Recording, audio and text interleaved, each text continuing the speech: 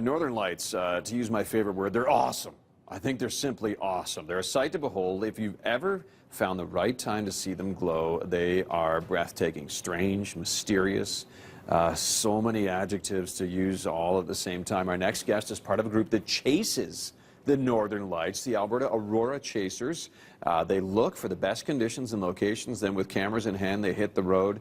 Here to show off some of their results is Christy Turner. And Christy, did you shoot this video? Is that what we're airing here? No, or is this that's another one club of my member? colleagues. Okay. Yes. And do you know where this was shot, just so people know? I think he shot that near Trochu. Okay, near Trochu. So there you go. Matthew? Right in our backyard.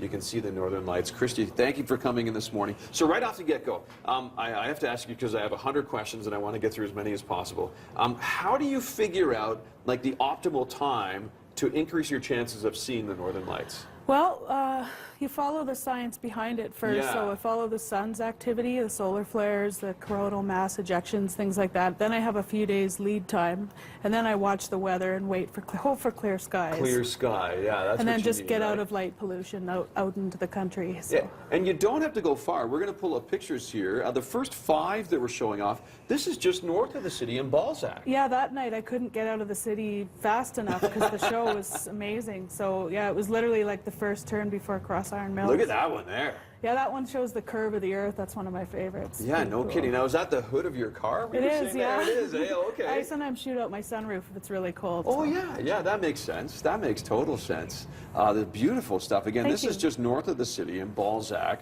The next, so that's the end of the Balzac set of pictures. We're going to pull up the Carstairs images now, a little bit further away, but worth the drive, right? Oh, yes. I've gone as far as Didsbury. I'm pretty hardcore about it, but you don't have. I wanted to get some water in and some, wide open spaces, and I just drive around and mark locations for cool foreground objects and things like that. Okay, and then you come back when the compose the conditions are, to make the pictures not just the green or the glow, That's but right. also, because it's always good to give a perspective, like with the trees and the road on the left there. That does look awesome. It shows how much it fills the sky that way too, right? Really interesting. Okay, that's the end of the Carstairs bunch.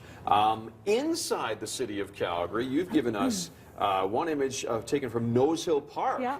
So you don't have to go outside the city. No, in fact, that night I had already returned from shooting, and my Aurora Chasers group said, hey, get back outside. It's like right over our houses. And I was first shooting in my backyard in my pajamas, and then finally got a coat on and headed out to Nose Hill. So. In your pajamas. So if you see anyone in pajamas with a camera, it could be Christy.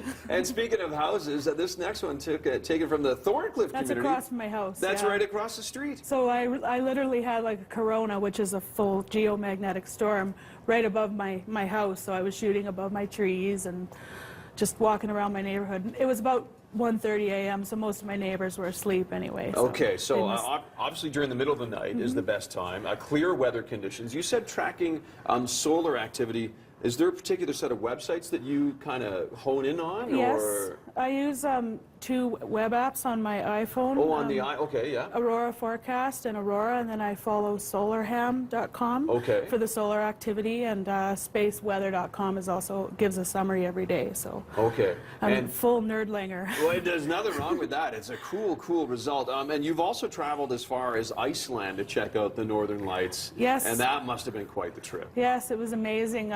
Again, they have a mountain backdrop right in the city, as you know. In Reykjavik, yeah, the capital. I didn't have to go far, and I'm planning to go to Lapland or Norway this winter to keep my pursuit up. You're hooked? Yes. When did you get hooked?